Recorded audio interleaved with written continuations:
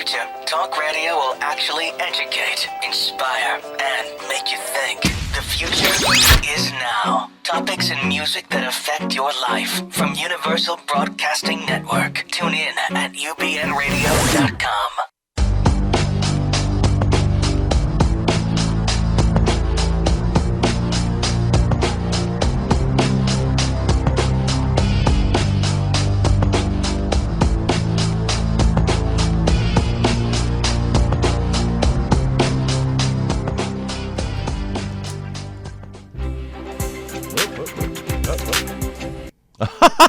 What was that? Welcome to Dr. Judy WTF. I am your host, Walt Lusk, and you've tuned into UBN Radio Network. What was that? Well, actually, the board isn't set for the right show, so, we now have our audience. They just ushered in a little late. I thought it was like a little waltz or something. Yeah. So, and in studio, of course, we have Dr. Judy Rosenberg, the founder of the Psychological Healing Center in Sherman Oaks and Beverly Hills, as well as all over the world. And you can also teletherapy with Doctor if you want to do it on Skype or on the phone. So if you can actually hear our voices, you can talk to Dr. Judy and her plethora of therapists. You can see a lot of folks regarding the mind map therapy that Dr. Judy developed on a sliding scale. So we have a therapist and a budget all for you, either in person or on the phone or on Skype. And please download our app, Psychological Healing Center. You can find it at the App Store. It is available for iPhones, not yet for Androids, I believe, but we're working on it. So it should be. Hold on just a second. We've got an issue here real quick. Okay. I got to fix it. Are we still on air? Yeah, we are.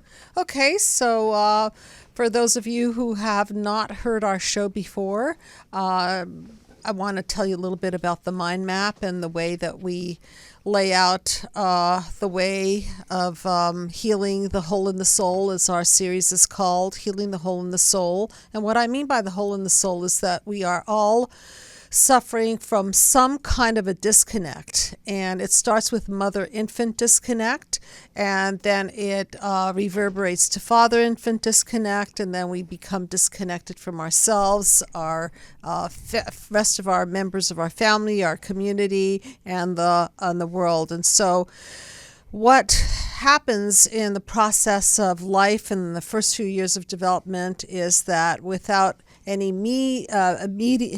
without the desire to injure a child, parents sometimes do it by acts of omission, commission, and because they too have been blueprinted not to really understand how behavior of parents impact a child. So I'm going to run through what it takes to form a healthy human psyche and run through what forms an unhealthy human psyche. So basically, to form a healthy human psyche, you need eye contact, skin contact, ideally breastfeeding, calm mom, calm dad, parents that calm nurture. Calm mom and calm dad? Yeah, I know. That's that's a tall order. It's a very tall order. Yeah. So most people don't get that wonderful, emotional, supportive family dynamics. And so what does injure us is obviously if we're physically abused, if we're sexually abused, which is another form of physical abuse, if we are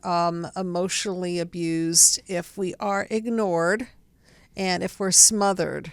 These forms of abuse will definitely bruise the psyche and reverberate in terms of reactions to the wound, and then these emotions encode into the fiber of our being, into what I talk a lot about, negative core beliefs such as I'm not lovable, I'm not wanted, I'm not enough.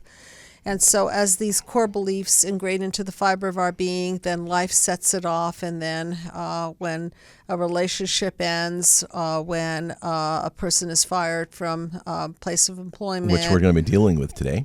Right. When something happens to trigger off a sense of instability in our emotional world, we go into chaos and then defenses, and ultimately our defenses, especially if they're unhealthy defenses like substance abuse or even Alcoholism, alcoholism, shopaholic, right? gambling, Yeah, they break down. eating. Yeah, all of the above. And they tend to break down on us. And when they break down, then we go to another bottom out place in our lives. And in order to shift out of all of this, we've got to go to the cause, which is always the blueprint, which is always the mother, the father, the primary, whether it be mother, father, or some primary Caregiver. caretaker. And these damages can be mitigated by treatment. And oftentimes people don't receive treatment until they're in deep chaos and their defenses are breaking down. That's when I usually see them in my office. And that's why we say, folks, this is a call-in show. And we say don't explode or implode, but unload. Get on the couch with Dr. Judy with your emotional ouch. And the phone number is area code 323-843-2826. And the title of our show today is we're going to deal with something that we've been dancing around for a while, but decided to dive into, and that is grieving and its effects. Because you know what? You're grieving, doggone it. Cut yourself some slack. Because grieving is really basically called deep, deep sorrow. And we're going to take a little different approach with it. We may have to do this on 2 shows. But we're going to start with grieving. What I want to do is the loss of a job. Because it's so unemployment is really a high number these days. And a lot of people have lost their job. Yeah. And there's a lot involved with that. And then we're going to talk a little bit about divorce. And then we'll touch into the death of a spouse. And then if we go any really further, we're going to talk about death of an infant. But those are the basic issues we're going to touch on in grieving. And then we have an amazing song that's a very popular song by Eric Clapton about grieving. So stay tuned when we shrink that tune. So that's where we're at. So want to talk a little bit about the general concept of grieving. Elizabeth Kubler-Ross talks a lot about death and dying, and she talks about stages of dying, and grieving is similar in stages also, in that the first reaction to some kind of a loss is a sense of disbelief and denial. Mm-hmm. And oftentimes a lot of anger will come up, and then over time there's a sense of peace and acceptance around it. Well, you got to bargain first. Well, yeah, that's a little true. bargaining, like, oh gosh, I wish only, and then you realize that isn't going to work, and then you can get back to acceptance. Thank you. Bargaining. Yeah. Bargaining with God, bargaining with your ex. With your ex, whatever it is. With your job. You know, right. I mean, you lose your job, then all of a sudden you're willing to, take less pay, work part-time, because it's your world, and you're trying to, compromise, when in fact it might be better just to move on, which we'll talk about. So I like to lay things out foundationally, and I think that when we have a strong core of mental health, grief is a little bit easier to process. And when we've had strong bonds with our primary caregivers and we lose something in life, we have a strong sense of self, so that we don't feel that we lose that center, our strong sense of self. So things may come and go, jobs may come and go, people may come and go, and the healthier that we are in our inner core, the more we can stabilize. And be resilient. Right. And so we often talk about a concept of ability to self-regulate our emotions. And so loss will always put us at a loss for our ability to self-regulate, because when the loss is so deep and so profound, it's very disorienting, and especially if you've lost somebody that is really close to you, a spouse, a child, a significant person in your life, brother, sister, a grandmother, grandfather, then that loss goes right deep down into the core. And also one of the things that people forget is that when we lose somebody of significance, somebody who holds a memory bank for us, we're not only losing the person, we're losing that memory bank. And we can no longer say to that person, hey, where was I when I was 5 years old? Do you remember the time? And do you remember that person? I forget his or her name. And it's significant because it extends beyond just that person not being there for you. I obviously have the privilege of dealing with a lot of people in my practice, and lately the theme, ever since we decided that we were going to do a show on grieving, Yes. the theme has been coming up in my practice. Wow, really? Yeah, it's been really harsh. I had a young person come in, of course, respecting confidentiality, and this person's sibling was shot. And so he's grieving, and it's really, really tragic. That's a and shock to the system. a real shock to the system. huge. And so now we're dealing with the law and his feelings about the way the court system is handling it. We're dealing with the PTSD around it. Post-traumatic stress disorder. So even though you may not have, you don't necessarily have to see the crime itself, knowing that it happened will start to trigger feelings in the person that is affected by. Well, and also the person the event. is not for a very real reason. They're not there anymore. You can't call them up. You can't talk Right. to them. You can't ask them questions and interact and create more memories. And in a big picture way, we're always grieving because we turn on the television and then we learn about these horrific incidents. Yes. Latest being the incidents in Brussels, where I think 34 people died. And a lot were injured. A lot of people were injured. So it seems like our nation, our world is in a constant state of grief. And Brussels was picked intentionally really quick because of the significance of Brussels. A lot of things that do with the EU, the European Union, is there. And so there was huge significance as to why it was and occurred in Brussels. So remembering the people that lost their lives, and also remembering the people that are grieving as we speak, grieving the loss of their loved ones. And especially when it's not anticipated. I'm sure that all of you have lost somebody in your life. Absolutely. And I remember when I found out that my father had terminal pancreatic cancer, I started the grief process that day just because I knew that I had to face the music. And I knew that it was best for me to just face it head on and understand that there was going to be a short lifespan, a short amount of time within which I can enjoy my father. Or shorter lifespan. Shorter, yeah. right. You got robbed. Right. And so when you get to anticipate the loss of a person, you can start grieving early, and by the time that person passes, it's still a shock to your system no matter what you do. However, when you have time to really process the fact that that person is no longer going to be with you, no longer going to be in your life, it's a little bit, I don't even want to use the word easier because it wasn't easy. No. But it's more digestible when somebody blows up in your family, and you know the shock of that. It's such a surprise element that it's really, really hard to process those emotions. I had a similar situation with my father. He was ill for several years, and one of his standard responses was, "How are you doing?" And he'd say, "I'm among the living." Well, about 10 days before he died, he changed. He actually responded on his own. He said, "I'm dying." And everybody knew that he knew that this was it. Yeah. And one of his best friends was a physician. My dad was a physician. And he came in and said, "Yep, it's it. This is it." And we all knew probably within a week or two, which is actually what happened, he was going to be gone.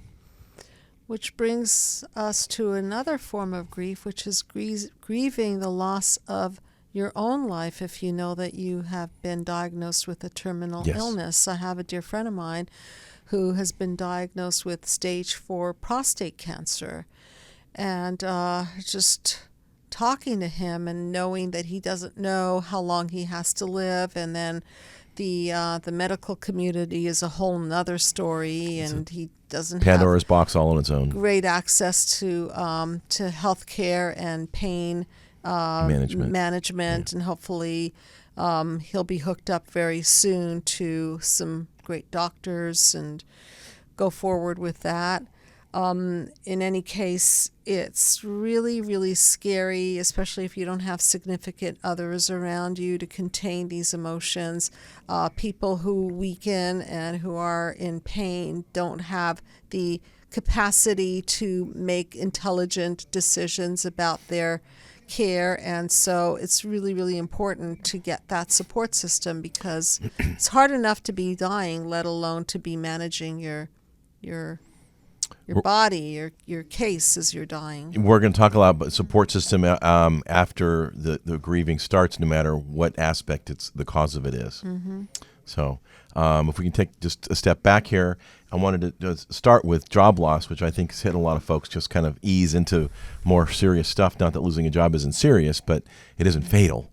Losing a job feels like you're losing someone you love. Think about it. First, there's the financial aspect. You had money to feed your family. Now you don't. That's bad. But then there's the social aspect. You spend at least 8 hours a day with these people, and now they're suddenly out of your life. You say you'll keep in touch, but you know what? It usually doesn't happen. Then there's the loss of identity. You walk around and you would say, you know what? I'm an accountant, or I'm an HR, human resources director, or whatever you are. Now I'm unemployed. For some, that's huge. So it's no surprising that people who lose their jobs go through a profound grieving process. And I found a lot of people don't understand or realize that they're actually going through the grieving process when they are, and because it's just it's a traumatic loss. It's really not a simple scale of losing someone you love, but you know what? It's very similar for a lot of people. So, and then the 5 stages of grieving, Dr. Judy mentioned, the first one is denial.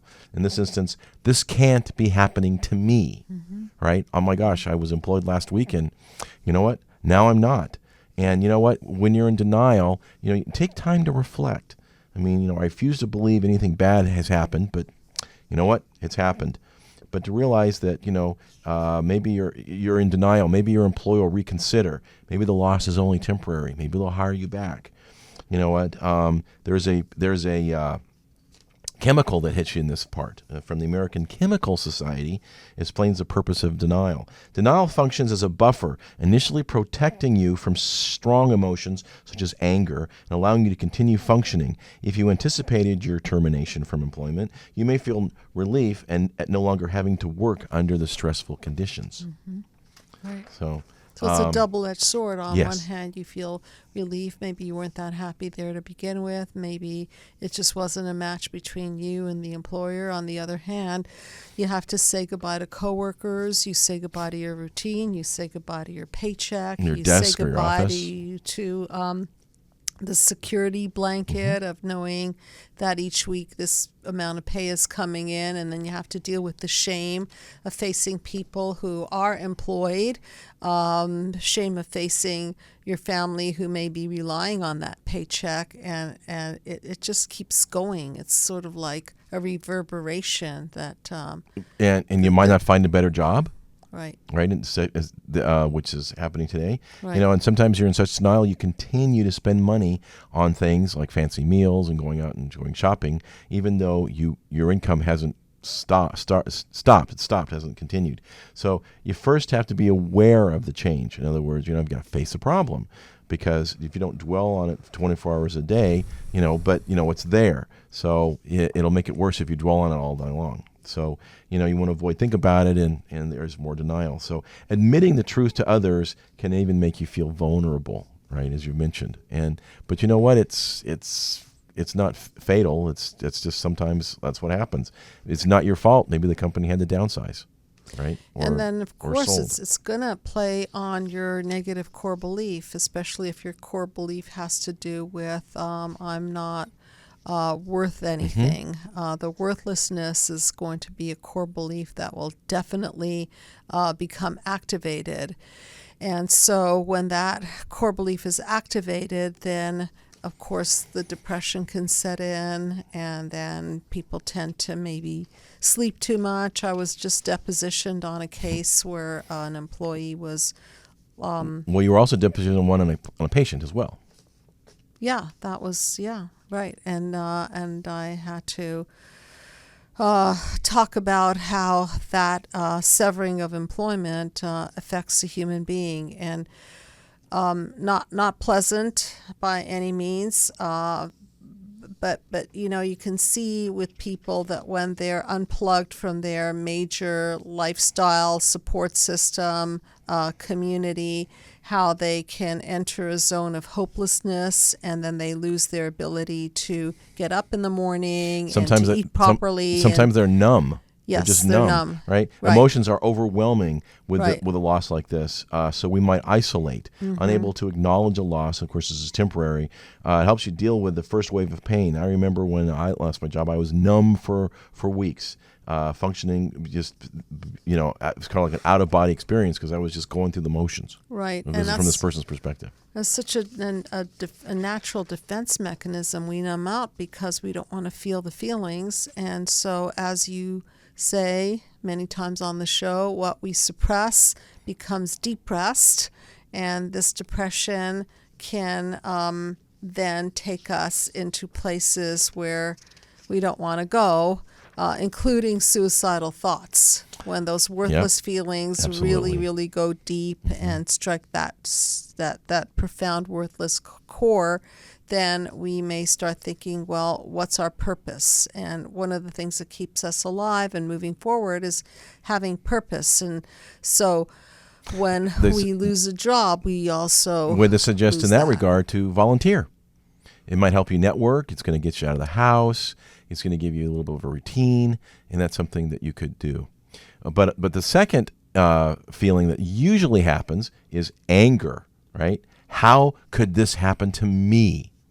Right? Right. You might mentally list all the fabulous things you did while you were at work and rail against the weenies who didn't appreciate it.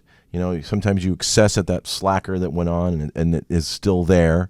It's normal to spend some time in this phase, and people get stuck here. They just can't move forward because they're stuck and they're angry. This is really self-defeating because their pissed off attitude is a huge barrier to getting hired somewhere else. It's their fault, right? So you have to, minimize your stress as well when you're angry, because that is going to add, again, insult to injury. So once reality sinks in, it's natural to feel angry about losing your job, but you're mad at your employer, mad at your coworkers, and such. So surround yourself with family and friends who understand your challenge. This person kept a journal, so they were able to kind of unload and watch their progress of how they improved. Because financial strain is a huge thing as well. Very much so. Yeah. Then the third, as we mentioned, is bargaining. Maybe if I just, right, maybe you think you try like crazy to keep your job, even if it's the axe has fallen, the company itself might be in bad shape, and you're willing to take a pay cut. And again, it might be wise just to move on. And often bad feelings that make it a miserable experience. So you have to keep guilt at bay, because in some instances it isn't your fault. It's just how the cards were dealt, right?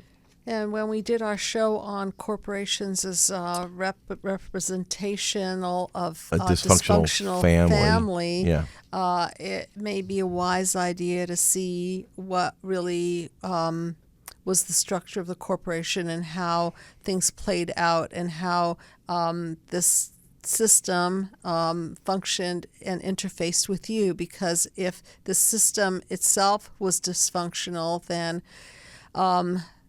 the system's not going to sustain, and it's going to break down, and you're going to be a part of a breakdown. So on the topic of job loss, you have to be really, really careful who you sign up with. And also for employers, it's very important that you choose carefully, because once you enlist help, then oftentimes it's very hard to part ways, both emotionally and legally, and there's a lot of entanglement there. And so I think the best way to go about making sure that whoever you choose to either work for or work with is a really good match, and take your time about hiring and take your time about being hired. That's the best almost idea. Like a marriage. It is. Right. And unfortunately, when you lose your job, it's kind of like a divorce, which is what we're going to do next, either given time today or next week. Because the thing is, though, you have to experience bargaining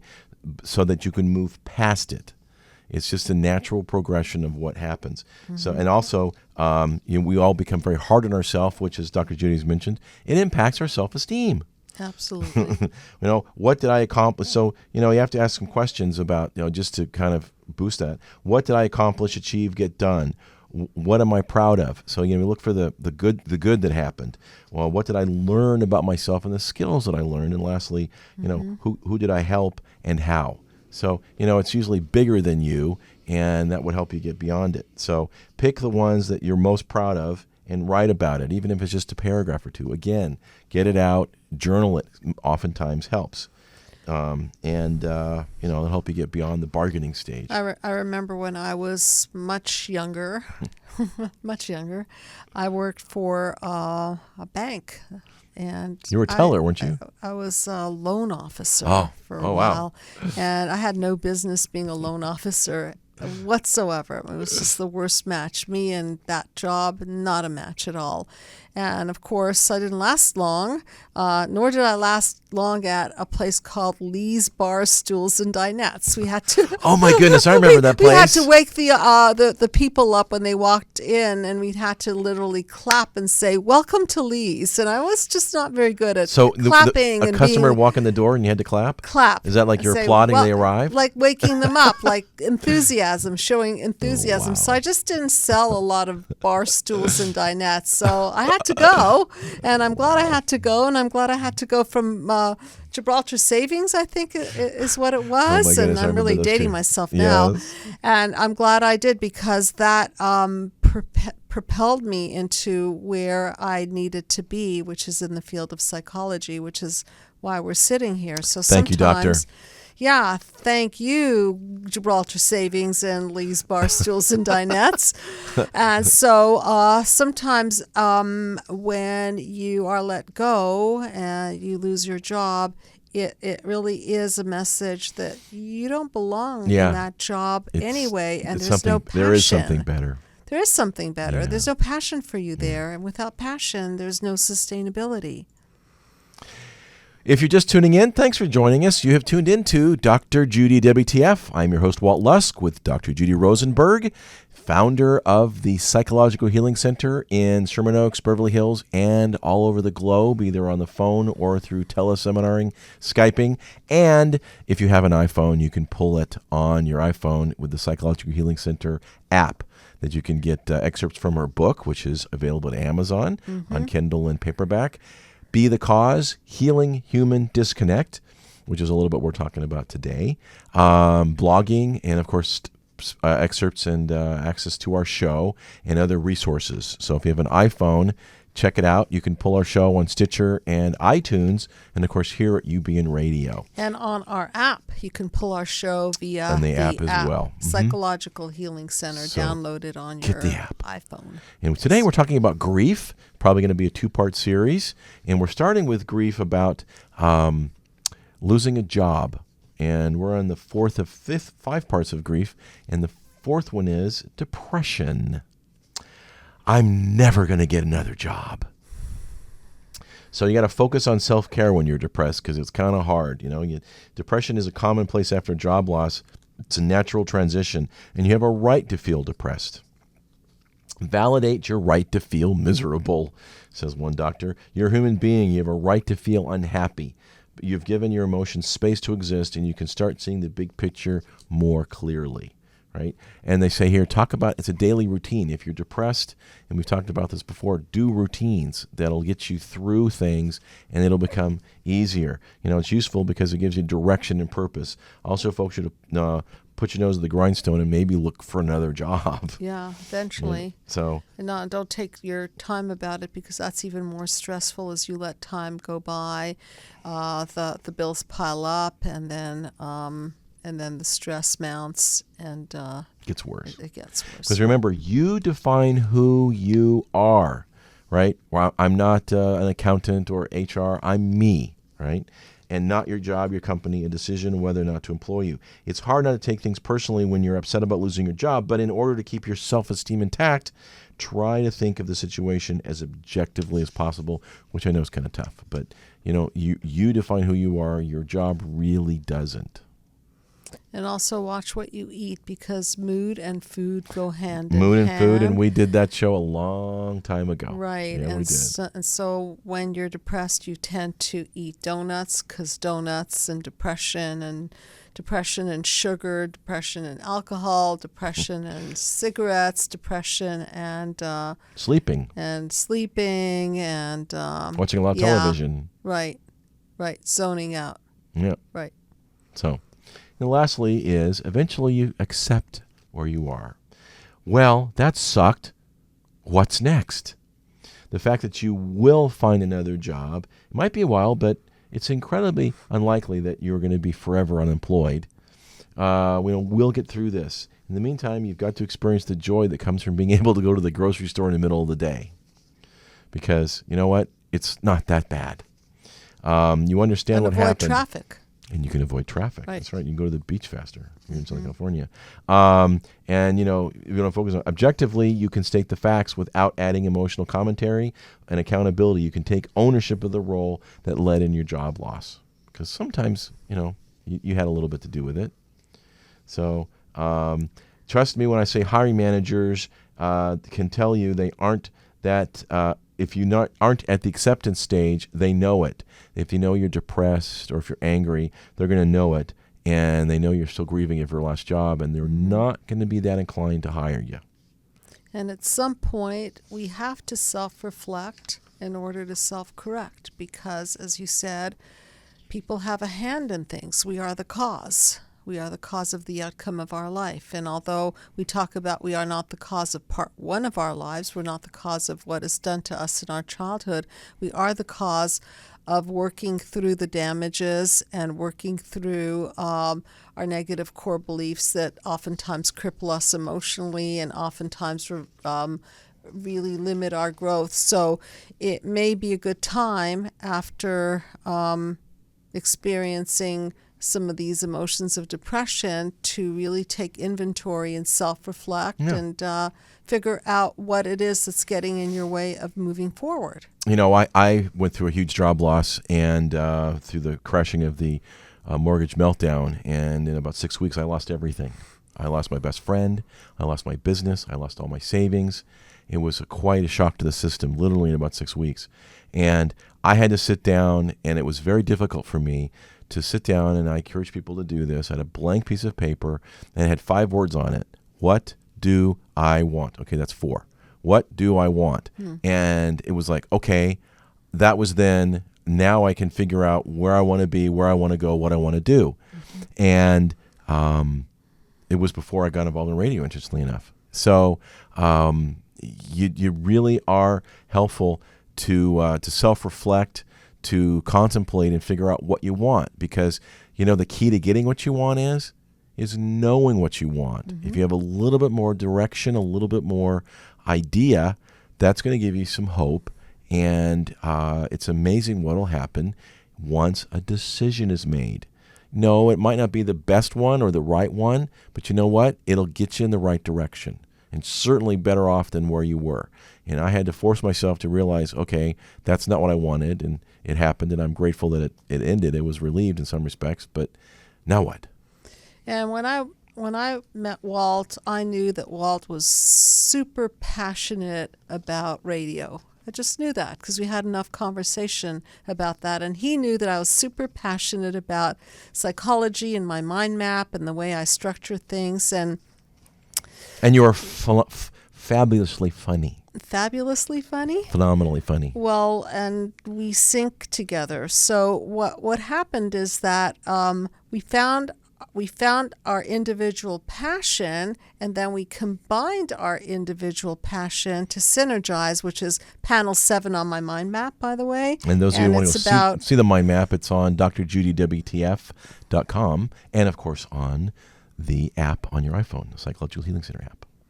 Yeah, so I think we're very, very fortunate in that we get to express our passion and we get to make a difference in other people's lives. And this is really serious for those of you who are unemployed. This is the time to really, really get in touch with your passion, because when things close, when doors close, it's also a signal that you really have to evaluate what it is that you want. So maybe do what Walt is suggesting. Get a piece of blank paper out and write down, what do I want? And then go right into it with, what passionately do I want? I'll add that word. What passionately do I want? Well, it's enough for me just to figure out what I wanted, let alone what passion. But I agree with you. And a door closes, and now you just might have the opportunity to open another door that you didn't know you were going to be able to, or you buried a long time ago. Yes. The kids are grown. That whole chapter was a disaster. Let's work on something else. You really can. It's not easy, but it's not impossible. You can reinvent yourself and figure out what you want to do and maybe what you want to be when you grow up. And Walt, I can't tell you how many people that come to see me are working at jobs that their parents wanted them to work at. And so ultimately they will sabotage those jobs because that's clearly not what they want to be doing. So at some point, if you look at why you're not doing what you were doing, it may be the case that you just didn't really want to do it that badly after all, and maybe you really, really want to do something else. And so very much pay attention to that. What's interesting is Wayne Dyer, who passed a couple of years ago, gave a speech one time, and the question was, how many of you took job advice, career advice from an 18-year-old? And it was a very big audience, and everybody's laughing like, who the heck would do that? And he says, okay, you just finished high school, and you figured out that maybe you want to be an attorney. So then you go to law school and you become an attorney. Now you're a partner in a law firm. You've got a corner office. You've got a family, responsibilities. You're successful by any shakes of the imagination, and you are miserable. And the question is, how did I get here? Well, at age 18, you said, I want to be a lawyer. So what did you just do? You took career advice from an 18-year-old.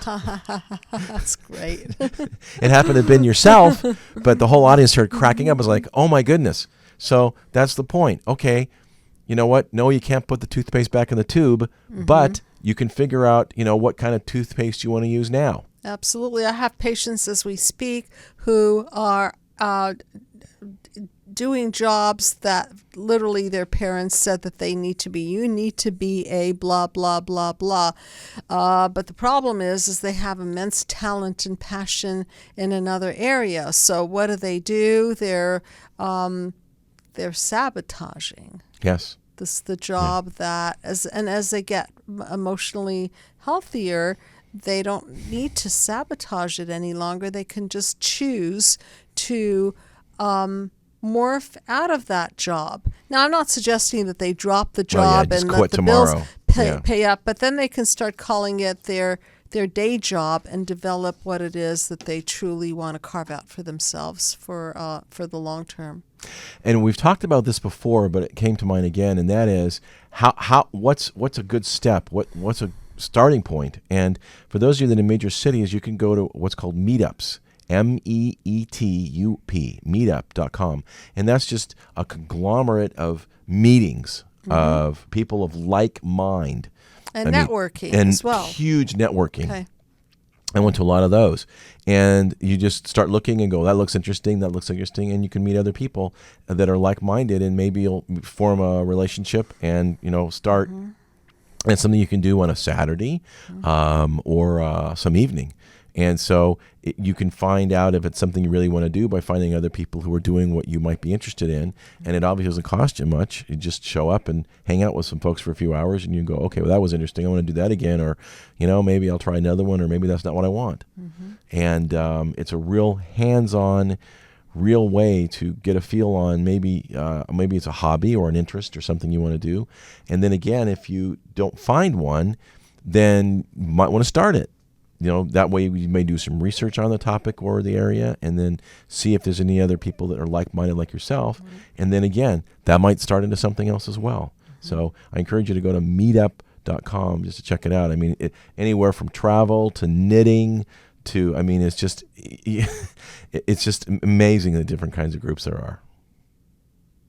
So the grief process is pretty darn important, and we have to go through it all in that regard. And there are the 5 steps on that.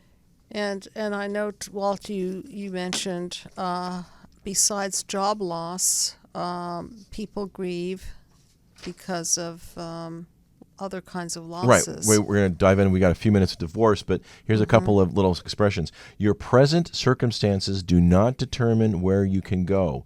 They merely determine where you start. I like Winston Churchill. If you're going to go through hell, keep going.